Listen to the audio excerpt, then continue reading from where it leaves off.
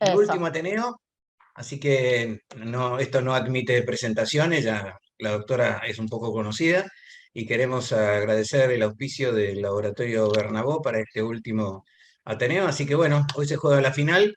Melina, todo el campo de juego es Penales, tuyo. penales. No, no, ojalá Sin que penales, penales. no hay que resolverlo en los 90 esto. Bueno, Dale. bueno, la idea era poner algunas prioridades de prevención cardiovascular con foco en lípidos, y yo me armé un poquito de algo de nuevas moléculas, todo lo que viene viniendo, para hacerlo divertido y tratar de ver con qué contamos en la nueva cocina, digamos. Así que empezando con cosas generales y con la idea de podio de nuevo, recordar estilo de vida, que nada más allá de todas las medicaciones que tenemos a disposición, la dieta saludable, básicamente, hay que admitir, Gabito, a Belén. Ya lo hice, ya está. Ah, bueno, la dieta saludable, particularmente hay muchas dietas en marcha y en competencia. El patrón de ayuno intermitente ha pegado muchísimo. Hay revisiones que no muestran, no hay evidencia que permita adjudicar mayor beneficio a un patrón alimentario que a otro. Es claro que todo lo mediterráneo es lo que tiene más evidencia en cardiovascular, además desde ya de bajar el sodio en hipertensos y eliminar grasas trans, que eso está clarísimo. Ejercicio regular, de ser posible diario, peso saludable y abandono de tabaco, y justo hoy tuvimos un par de pacientes para abandono. La intervención médica triplica la chance de éxito en un tabaquista, aunque sea el uso de 1 minuto en la consulta, eleva mucho la chance del abandono, así que esa es la base para todos los pacientes. Más allá de esto, es clave que identifiquemos el riesgo del paciente, y montones de guías. La europea a mí me gusta porque nos pone metas. El score europeo no nos facilita, no nos representa, o no somos como los pacientes en general que están ingresados a esas poblaciones, pero sí nos ayuda a tener metas para poder definir qué pacientes tienen más riesgo que otros, y desde ya que en los de muy alto riesgo, los de enfermedad cardiovascular con eventos preexistentes, hipercolesterolemia familiar con enfermedad cardiovascular, insuficiencia renal crónica severa, diabéticos con enfermedad cardiovascular o bien con muchos factores de riesgo asociados y larga data, son de muy alto riesgo. En el alto riesgo, HF, hipercolesterolemia familiar sin factores de riesgo asociados, insuficiencia renal crónica moderada, diabetes sin daño de órgano blanco severo o con una duración menor, y así sucesivamente, de modo que entendamos cómo cae cada paciente y podamos encontrar la categoría de nuestro paciente. Sobre todo para tener en cuenta que para cada categoría de riesgo se adjudica o es razonable pensar en alguna meta más intensiva. A mayor riesgo, más intensidad de reducción del LDL, a 30 miligramos por decilitro, las metas de no HDL, y también la europea propone metas de ApoB, que en general, como es más costoso, está menos disponible.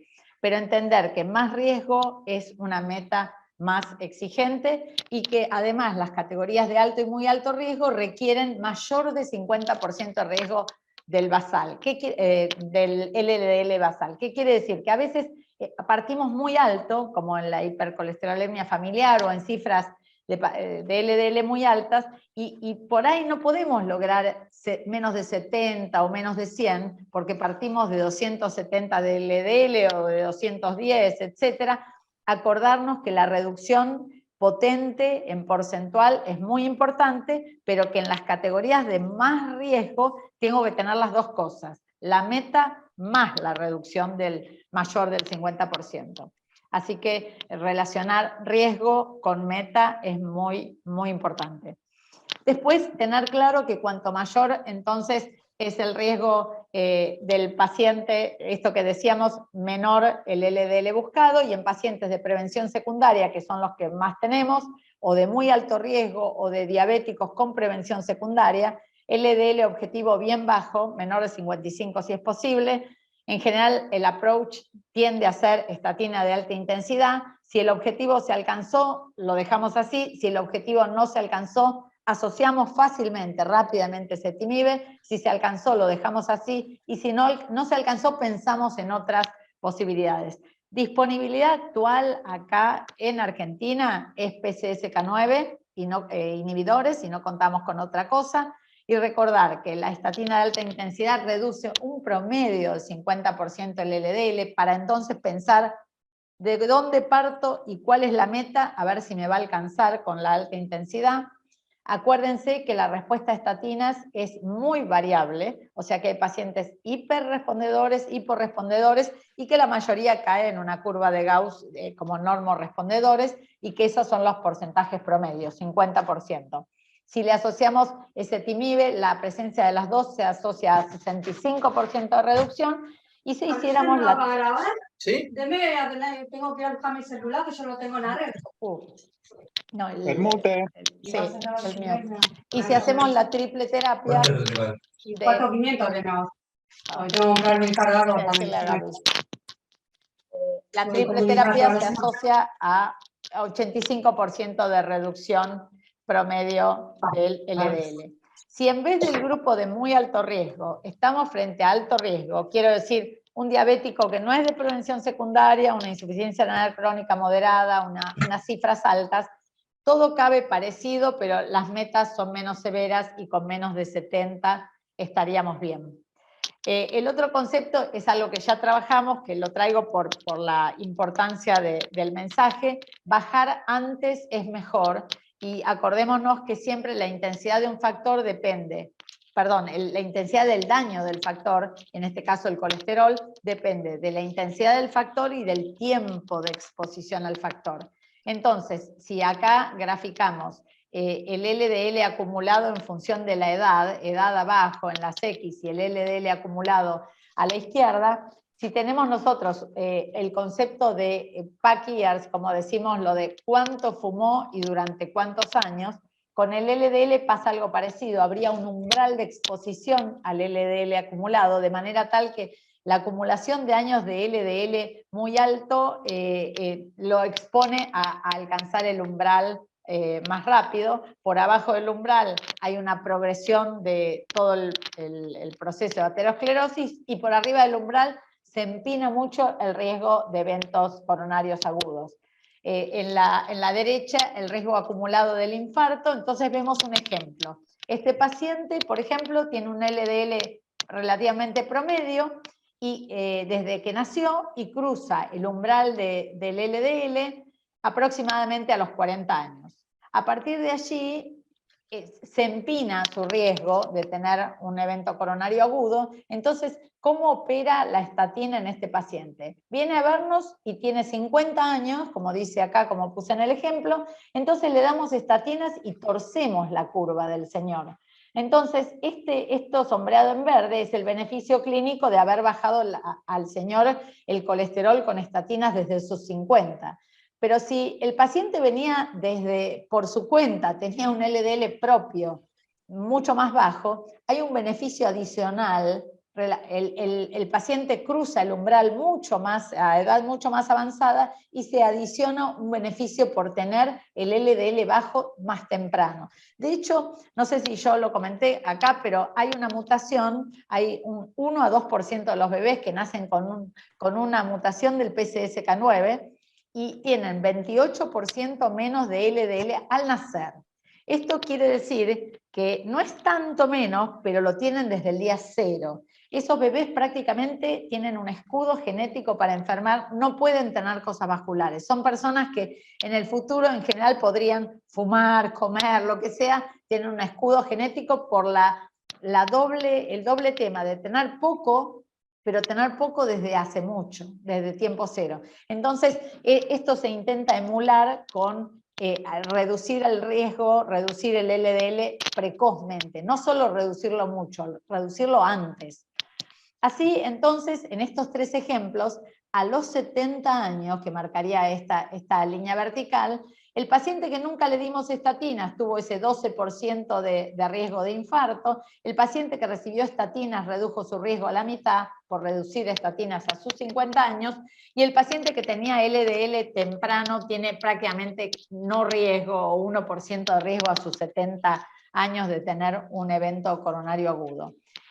Contrariamente a esta situación, los pacientes con LDL muy alto desde su nacimiento cruzan entonces el umbral muy temprano, precozmente, y por eso tienen eventos vasculares a edad temprana. O sea, cuando distingan un LDL alto desde muy temprano, ese es un paciente que cruza el umbral de riesgo anticipadamente. El otro concepto es que no importa con qué lo baje, en principio la hipótesis del LDL es tan fuerte que soporta cualquier medida para lograr el efecto.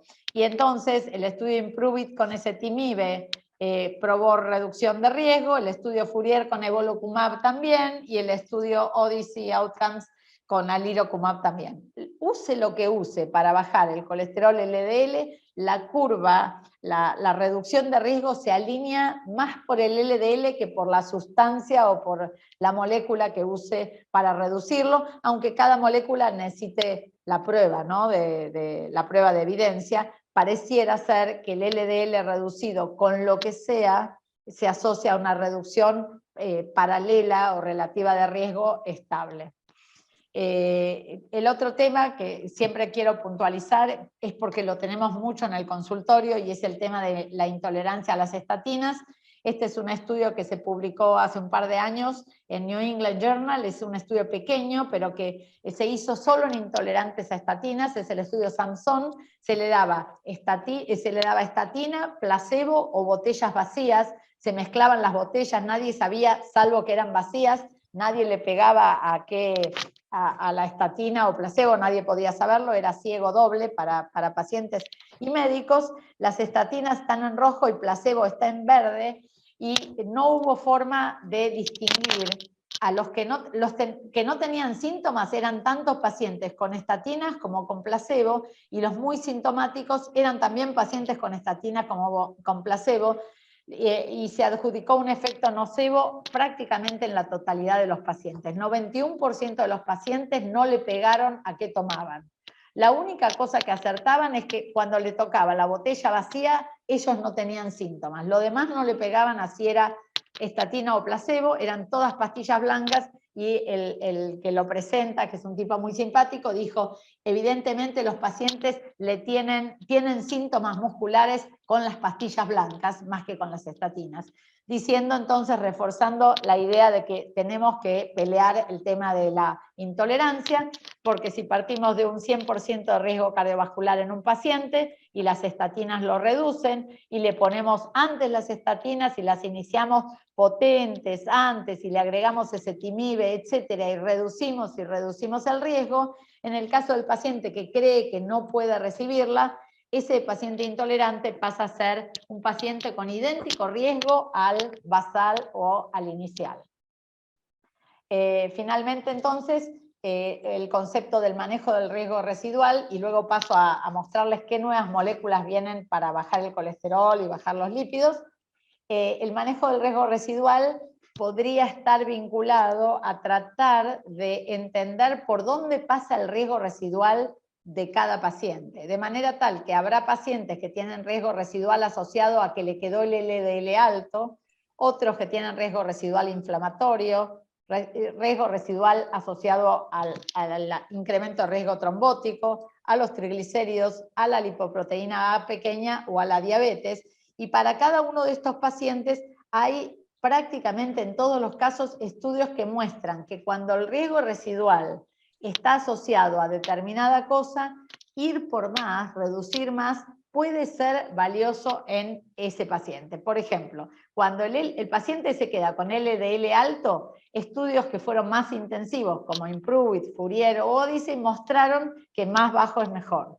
Cuando el riesgo residual es asociado a inflamatorio, adjudicado en base a algunos marcadores, aunque sea simples como PCR ultrasensible, estudios como Cantos, Colcott, Lodoco, mostraron que el uso de antiinflamatorios en pacientes seleccionados podría tener un beneficio.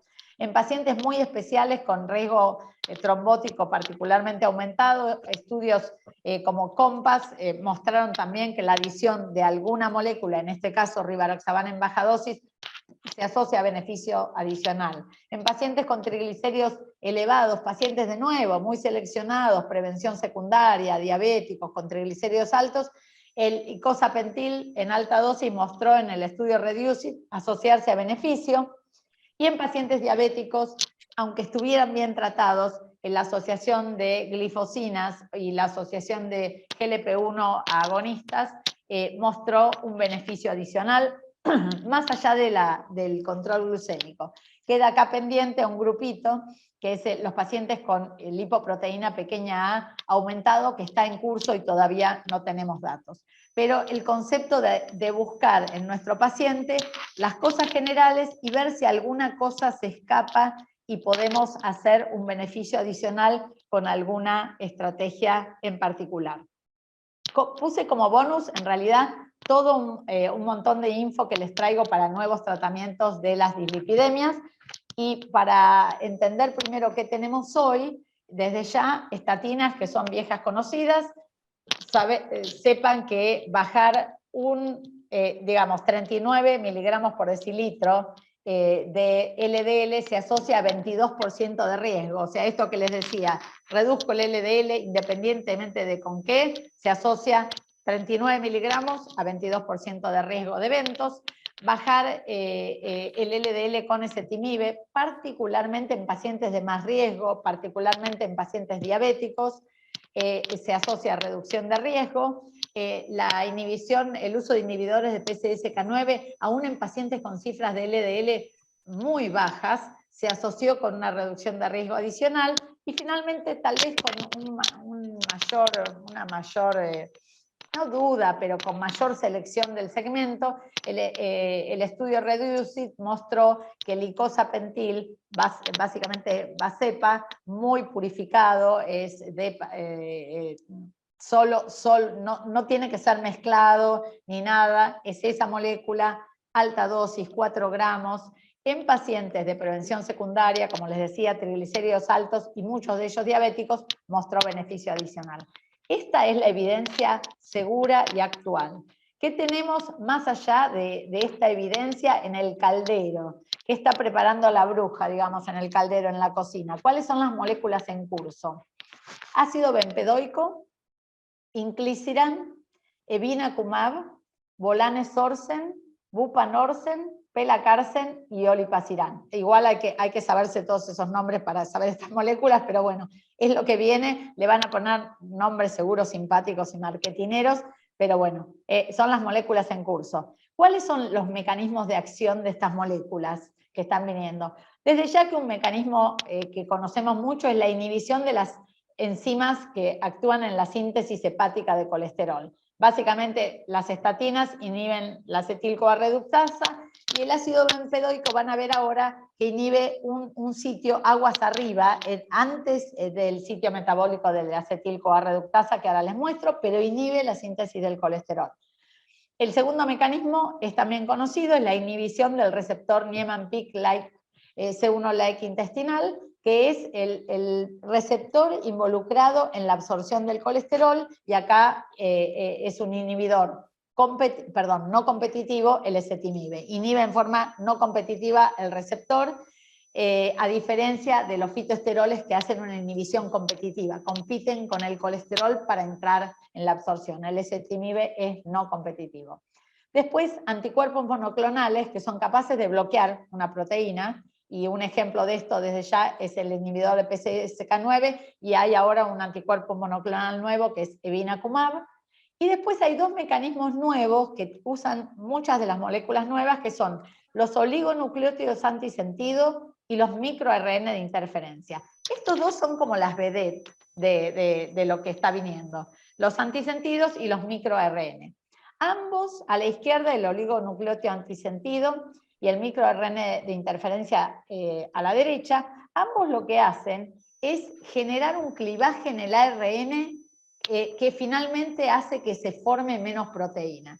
A la izquierda, el antisentido trabaja a nivel del núcleo y logra entonces el clivaje ahí a nivel nuclear, en el ribosoma. Y a la derecha, el microRN de interferencia se engaña con un sitio silenciador y produce lo mismo finalmente el clivaje del ARN, que determina menor producción proteica, muchas veces de proteína PCSK9, pero más allá de lo que sea, determina una menor producción proteica, a diferencia del anticuerpo que bloquea algo. Esto produce reducción de la producción de las proteínas. Entonces, para entender estas moléculas, yo puse básicamente quiénes son los buenos y quiénes son los malos, porque hay muchos inhibidores de los inhibidores. Este es un bueno, la lipoproteína lipasa es un proteoglicano que es un bueno, es un amigo, y desde ya que los estimulantes de la lipoproteína lipasa, que es amigo y positivo, van a ayudarme, y todos los inhibidores van a ser contrarios a mí. Entonces, los enemigos de mis enemigos van a ayudarme. O sea que el evinacumab es un inhibidor del angiopoietin-like 3, me va a ayudar, va a ser positivo. Volanesorsen inhibe la ApoC3, también va a ser positivo, como el buprenorsen. Y entonces, lipoproteína lipasa, guarden esta imagen, elemento positivo, que cuando viene un inhibidor del inhibidor, va a ser positivo para la acción. La lipoproteína lipasa puede generar acciones en triglicéridos, en ApoB y no HDL y en LDL, que luego vamos a ver con las moléculas. ¿Qué otro bueno o malo tenemos en el mapa? El PCSK9 es claramente un enemigo, es un malo. Desde ya que el que inhibe al malo es mi amigo, es positivo. ¿Y cómo hace? ¿Cómo trabaja el PCSK9? Es una proteína, ahí tienen a la derecha, yo les puse el simbolito del receptor del LDL y el simbolito en amarillo del LDL.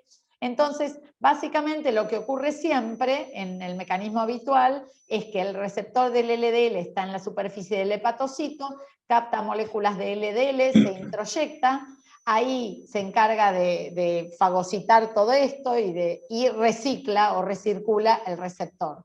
¿Qué pasa? ¿Cómo actúa de malo? ¿Qué hace de malo el PCSK9? Entonces, bueno, perdón, el receptor recircula, esto pone receptores libres y el LDL entonces baja porque sigue siendo capturado. ¿Cómo actúa el PCSK9? Que es este dibujito que puse acá abajo del LDL. Él interactúa con este duplo que estaba formado por receptor más LDL, degrada el receptor y por ende entonces el receptor está disminuido y el LDL aumenta. O sea que la proteína PCSK9 me molesta, me degrada el receptor se reduce y como se reduce el receptor no tengo forma de incorporar el LDL y el LDL aumenta. Desde ya que todo lo que trabaje sobre el PCSK9 va a tener clara influencia sobre el LDL y también sobre ApoB y no HDL. Finalmente, la LPA o lipoproteína pequeña a, que ahora está de moda, es un malo. Es muy parecido al LDL con una colita extra acá, un ganchito extra al ApoB100, y es una molécula negativa, es muy difícil de modificar, está genéticamente determinada, y prácticamente, con excepción de los PCSK9 inhibidores, que reducen 25-28% el LPA, no hay reductores de LPA disponibles hasta la fecha. Ahora se está poniendo de moda porque vienen reductores de LPA, como ustedes se deben imaginar. Entonces, teniendo estos malos y buenos, como dijimos, la lipoproteína pequeña a, la lipoproteína lipasa y PCSK9, quién es bueno y quién es malo, tenemos partículas que son objetivos terapéuticos, que son básicamente el LDL, el ApoB y el no HDL, que como decimos siempre, incorpora un extra del riesgo, aporta un extra de riesgo adicional al LDL.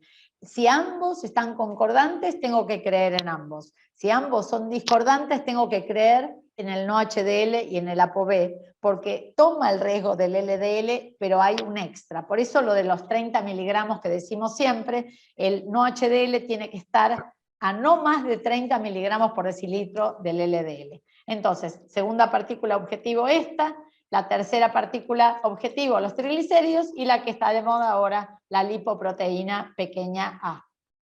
Entonces, en la escala de podio de moléculas, el primero que les muestro es el ácido bempedoico. Estas enzimitas forman parte del ciclo de síntesis del colesterol, Las estatinas inhiben acá la HMG-CoA reductasa, y entonces producen menor síntesis de colesterol, liberan receptores de LDL, que introyectan LDL y reducen el LDL por ese mecanismo.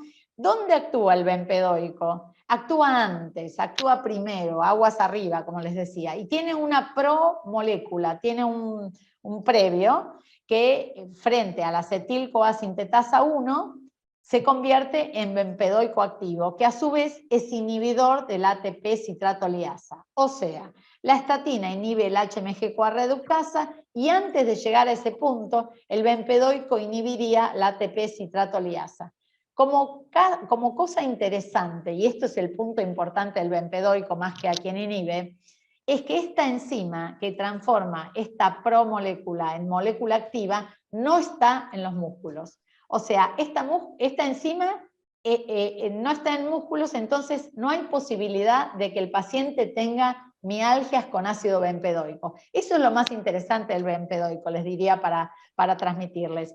¿Qué hay de evidencia del bempedoico? Estudios en pacientes con colesterol alto a pesar del tratamiento y estudios de pacientes con colesterol alto en intolerantes a estatinas. En ambos, el bempedoico reduce 18-17% el LDL en pacientes con colesterol alto a pesar del tratamiento y 28-22% en pacientes intolerantes. Obviamente, cuando no le puedo dar estatinas y son intolerantes, el bempedoico va a ser una opción. Y fíjense que la reducción es mayor, obviamente, si no estoy usando estatinas porque son intolerantes.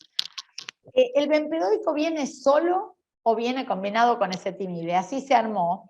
Y entonces, en el bempedoico, acá tienen placebo no reduce nada, el ezetimibe solo reduce un 20-22%, el bempedoico solo un 17% el LDL, y si están juntos, o sea, si doy una pastillita de bempedoico y ezetimibe, es esperable un 35-36% de reducción.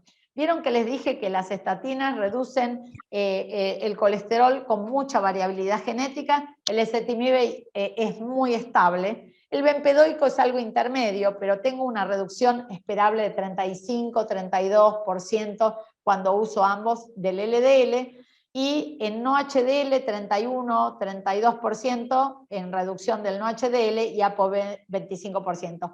Es muy interesante en intolerantes esta molécula. Efectos colaterales, gota, hiperuricemia, y se asoció a algo de exceso de ruptura de tendones. Entonces, ahora hay en marcha un estudio que ya está por publicarse, parece que va a ser positivo, randomizó, es el estudio para eventos, randomizó bempedoico 180 miligramos, 6.000 y pico de pacientes versus placebo, con punto final combinado que parece que dio positivo. Son pacientes básicamente, particularmente en intolerantes o que no pueden recibir dosis adecuadas de estatinas, y ya hay un preliminar que dio y debería ser así. Así que bempedoico para intolerantes a estatina. ¿Hay en Argentina? No hay en Argentina, así que bueno, esperaremos el bempedoico.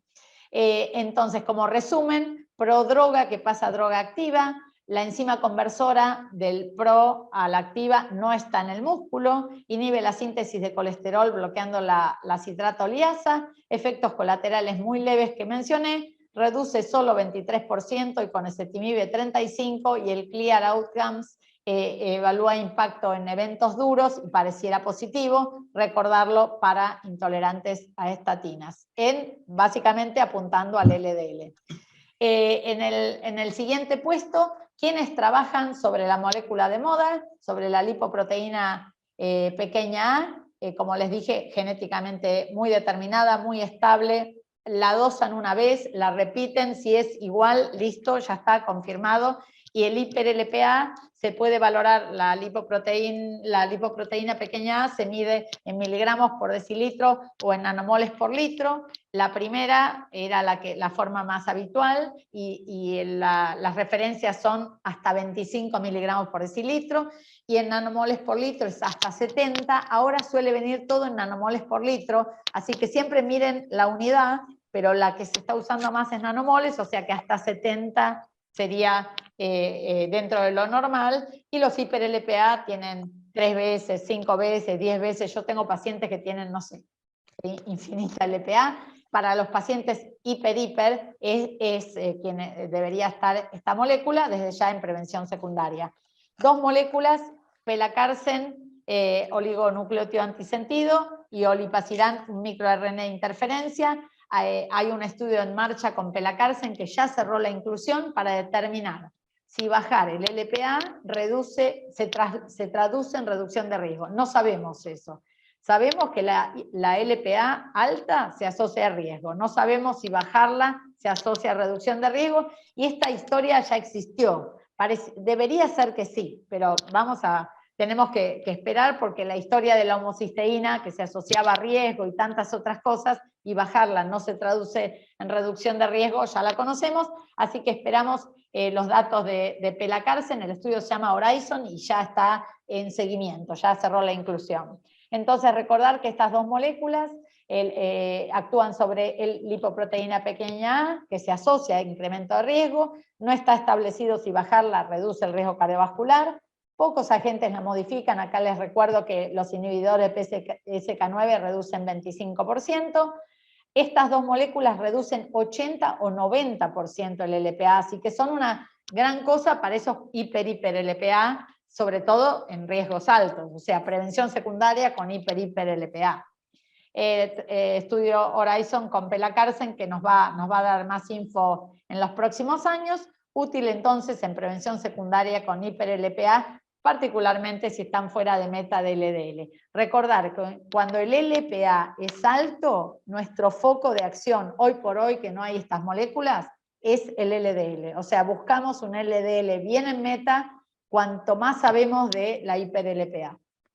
La molécula entonces objetivo desde ya es la LPA. Siguiendo en el podio, el PCSK9 como proteína, como objetivo terapéutico, hay básicamente 2 tipos de moléculas. Unas son anticuerpos monoclonales, y acá están los que ya conocemos, los inhibidores de PCSK9, evolocumab y alirocumab, son monoclonales humanizados, se usan cada 14 días o cada 28 días, y hay ahora en desarrollo un oral de inhibidor de PCSK9, de nuevo, monoclonal, que todavía no tiene nombre, por esto la sigla y el número aún no está para nada disponible. Estos, desde ya, estos están disponibles y son anticuerpos monoclonales. Inclisiran es un microRNA de interferencia, o sea, trabaja sobre el PCSK9, pero no es un anticuerpo, es un, como les decía, que actúa a nivel citoplasmático, y lo interesante es que si bien es subcutáneo, es cada 6 meses la dosis. Entonces, eso agrega algo de mucha más comodidad. Recordar que los anticuerpos neutralizan la proteína, y los microRNA o los oligonucleótidos producen menor producción de proteína, no la neutralizan.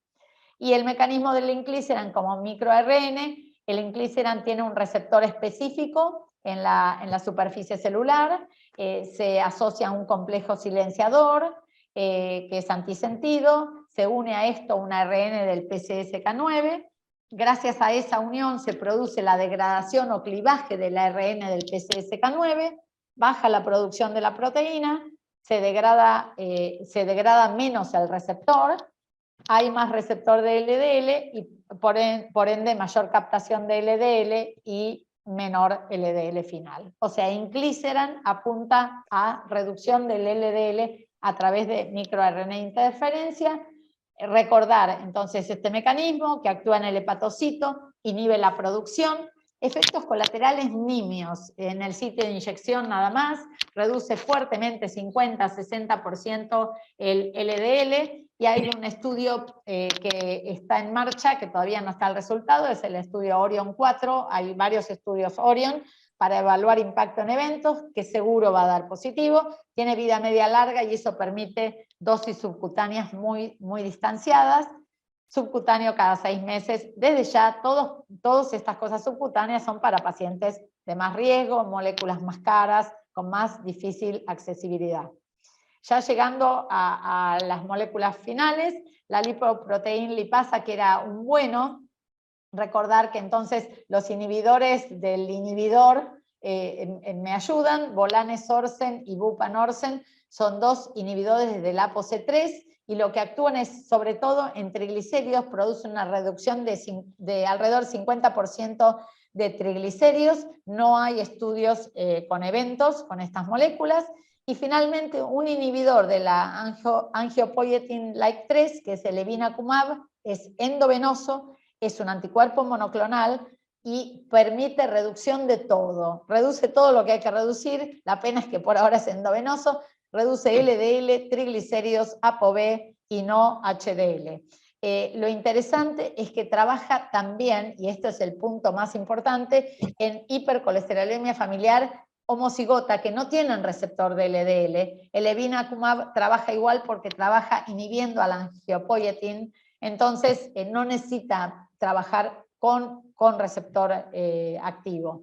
Actúa en el hepatocito, es un anticuerpo monoclonal anti-angiopoietin-like 3, entonces lo que hace es un estímulo de la proteína lipasa, de la lipoproteína lipasa, reduce fuertemente el LDL y los triglicéridos, administración endovenosa mensual, pero es clave para pacientes muy severos, es útil en homocigotas y en patologías lipídicas severas, y como elemento adicional vienen los estudios que van a combinar tratamientos secuenciales en pacientes severísimos que hasta ahora no tenían chance, y entonces en base al estudio Odyssey y al estudio Ellipse, alirocumab y evinacumab se combinan secuencialmente en pacientes homocigotas, alcanzando cifras que nunca se habían logrado mover para pacientes tan severos. Entonces, en resumen, si hablamos de las principales moléculas que reducen el LDL, bempedoico, inclisiran y evinacumab,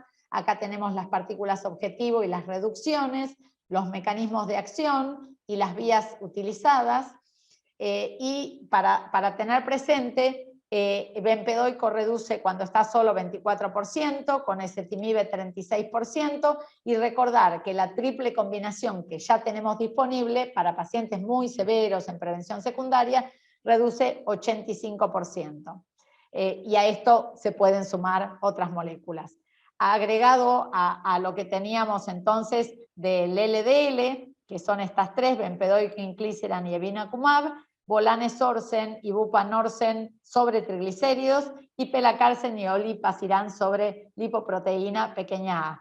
Acá les marqué en verde los estudios que están llegando para eventos, Clear Outcomes, Orion 4 para inclisiran y Horizon para pelacarsen, que nos van a dar más información. En definitiva, para todo y para resumir, para todos los pacientes las intervenciones no farmacológicas son claves y tenemos que hacer un espacio para esos pacientes. Hoy justo estábamos en consultorio y usamos bastante tiempo, por ejemplo, con un par de una mamá y una hija que fumaban y que viven juntas y ambas fuman, es terrible. Así que tenemos que gastar tiempo en eso. La base de todo siempre va a ser, y va a ser seguramente estatinas. Recordar que estos pacientes que ya hice intervención no farmacológica y estatinas pueden tener mialgias, y en ese caso el bempedoico nos va a poder dar una mano cuando esté disponible.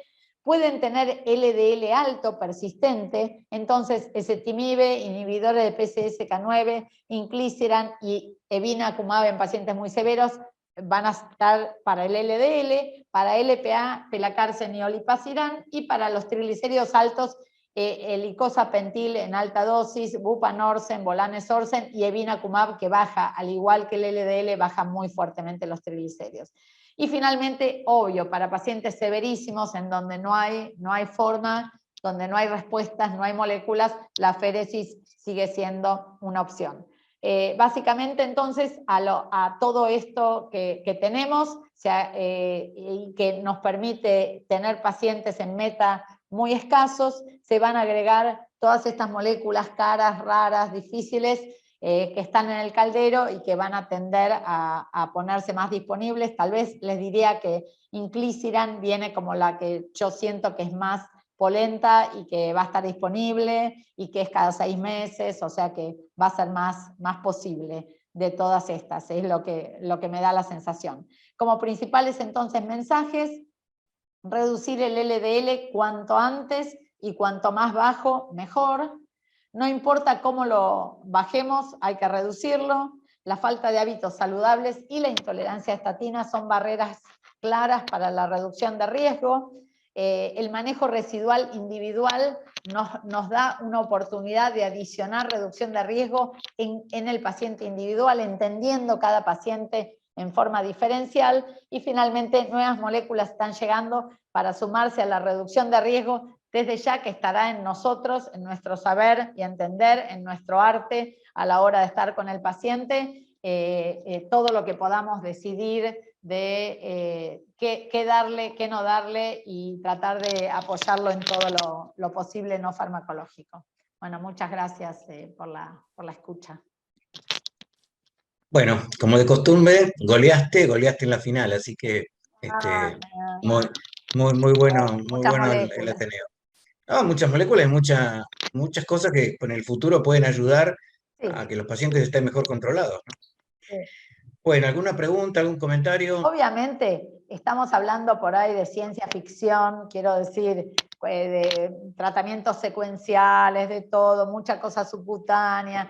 Lo que pasa es que cuanto más severo es el paciente, obviamente más recursos vamos a necesitar. Desde ya que la base es tenemos que trabajar en la base, y lo no farmacológico tiene que estar siempre, y el uso adecuado de estatinas y las combinaciones fáciles con ezetimibe.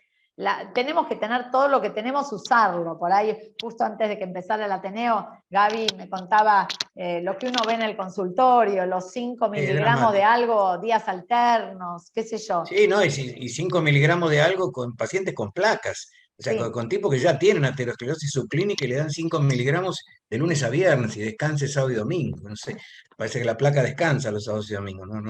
No queda claro, digamos, por qué la gente todavía no tiene claro esto. Y te agrego lo que vos decías, cuanto antes mejor y cuanto más bajo mejor, también cuanto más tiempo mejor.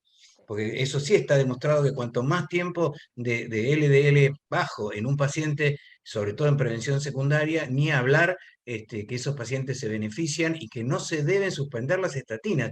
Esto es algo que la gente muchas veces lo vemos en los consultorios a diario. Toman estatinas 3, 4, 5 meses, el colesterol se normalizó, no toma más. Claro. Y ningún estudio nos mostró reducción de ningún evento hasta un año de por lo menos estar recibiendo las estatinas. Así que eso es tirar la plata, absolutamente tirar la plata. Creo que tenemos que aprender a manejar esto en prevención primaria, que los fármacos no se suspenden. Es lo mismo en diabetes, en hipertensión, en lípidos. Digamos, en prevención primaria